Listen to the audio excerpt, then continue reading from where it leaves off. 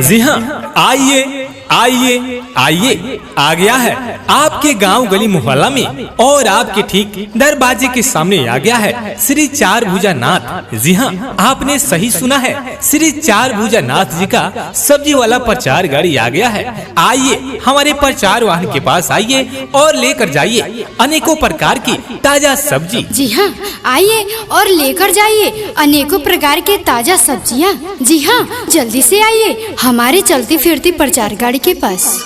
जी हाँ, मार्केट से बिल्कुल सस्ता, बिल्कुल किफायती दाम में आइए हमारे चलती फिरती प्रचार वाहन के पास आइए और लेकर जाइए हरा सब्जी। जी हाँ, लेकर जाइए बिल्कुल हरा सब्जी जैसे आलू, प्याज, हरा धनिया, गवार फली, खीरा, खरबूजा, तरबूज, आम, केला, कांचरा, थोरई, लौकी, तरकाकरी, केरी और साथ ही साथ में हरा पुदीना लेकर जाइए। जी हाँ माता जी, तो देर ना करें, जल्दी से आइए हमारे प्रचार गाड़ी के पास और लेकर जाइए हमारे प्रचार गाड़ी से अनेकों प्रकार के हरा भरा सब्जी।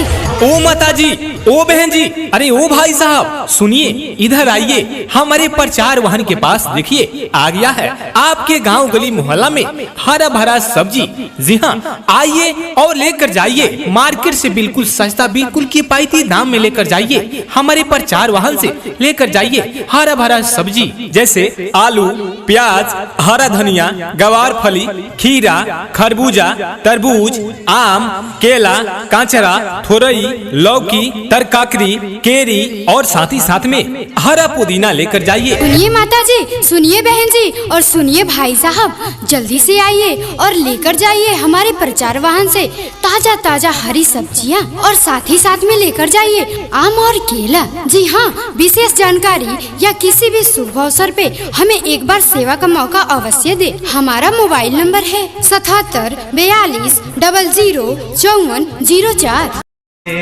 जी हाँ, आइए आइए आइए, आ गया है आपके गांव गली मोहल्ला में और आपके ठीक दरवाजे के सामने आ गया है श्री चार भुजा नाथ। जी हाँ, आपने सही सुना है, श्री चार भुजा नाथ जी का सब्जी वाला प्रचार गाड़ी आ गया है। आइए हमारे प्रचार वाहन के पास आइए और लेकर जाइए अनेकों प्रकार की ताजा सब्जी। जी हाँ, आइए और लेकर जाइए अनेकों प्रकार के ताजा सब्जियाँ। जी हाँ, जल्दी से आइए हमारे चलती फिरती प्रचार गाड़ी के पास।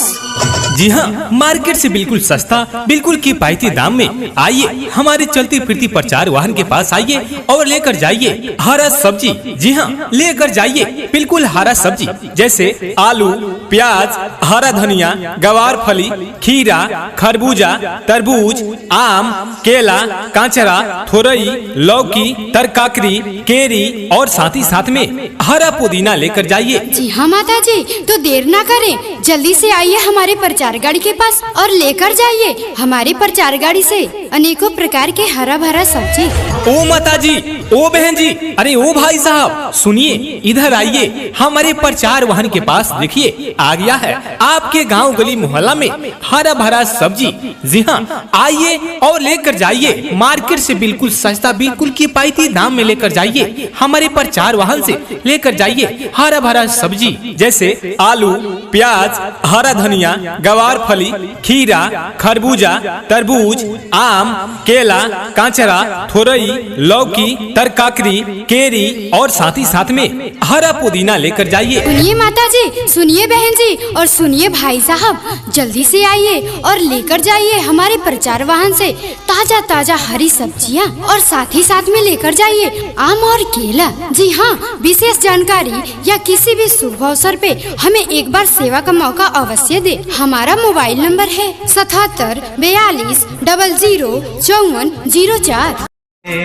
जी हाँ, आइए आइए आइए, आ गया है आपके गांव गली मोहल्ला में और आपके ठीक दरवाजे के सामने आ गया है श्री चार भुजा नाथ। जी हाँ, आपने सही सुना है, श्री चार भुजा नाथ जी का सब्जी वाला प्रचार गाड़ी आ गया है। आइए हमारे प्रचार वाहन के पास आइए और लेकर जाइए अनेकों प्रकार की ताजा सब्जी। जी हाँ, आइए और लेकर जाइए अनेकों प्रकार के ताजा सब्जियाँ। जी हाँ, जल्दी से आइए हमारे चलती फिरती प्रचार गाड़ी के पास।